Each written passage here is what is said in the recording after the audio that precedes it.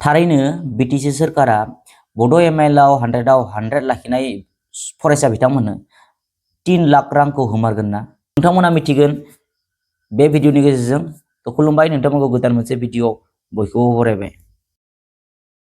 जाय फरायसा बिथांमोना बड' एमआइएलआव 100आव 100 लाखिनो हादोंमोन बिथांमोननो थाबैनो 3 लाख रांखौ होनाय जासिगोन। नंगौ, नोंथांमोना थारैनो थिगखौनो खोनादों आरो बे बाथ्राखौ बुंदों बिटिसिनि सोलोंथाइ बिफाननि इएम रबिराम नार्जारी बिथाङा गाव स्वयं माने मिडियानि सिगाङाव बुंदों जे जाय बिथांमोना बड' एमआइएल, एसामिस एमआइएल, बेंगली एमआइएल, हिन्दी एमआइएल नङा होमबा, बे एमआइएलफोराव 100आव 100 लाखिनो हादोंमोन बे फरायसा बिथांमोननो बिटिसि सोरखारनिफ्राय 3 लाख रांखौ होनाय जासिगोन। दासान्दि आसाम एसेम्बलि इलेक्शननि थाखाय बेयाव मडेल कड अफ कन्डाक्ट नांगासिनो दङ बा सोलिगासिनो दङ। जेब्लानो बे मडेल कड अफ कन्डाक्टआ बोखार जागोन अब्लानो बिटिसि सोरखारा थाबैनो बे माने फरायसा बिथांमोननो 3 लाख रांखौ होनाय जासिगोन।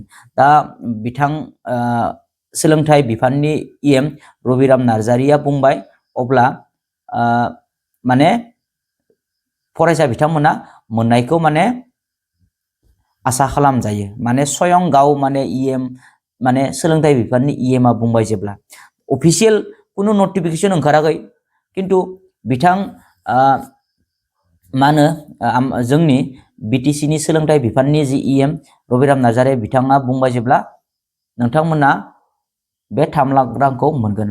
बेजों लोगोसे माने टप 10 बो बासिनाय जागोन। माने हायर सेकेन्डारि लेभेलावबो माने टप 10 बासिनाय जागोन, आर्ट्स, कमार्स, साइन्स नङा होमबा। आरो बे टप 10 आव जाय बिथांमोना हाबनो हागोन बिटिसि ओनसोलनिफ्राय, माने बिटिसि सरकारा बे टप 10 खौ बासिगोन नालाय, तो बे टप 10 गथ'फोर, टप 10 आव माने जायगा आवग्रिनो हानाय माने गथ'फोरनो, फरायसाफोरनो माने 5 लाख करि होगोन होनना बुंदोंमोन नङा होमबा। दा बेखौबो होनाय जागोन होननानै रबिराम नार्जारी बिथाङा बुंदों। थारैनो बियो जोबोद गोजोनथाव खौरां।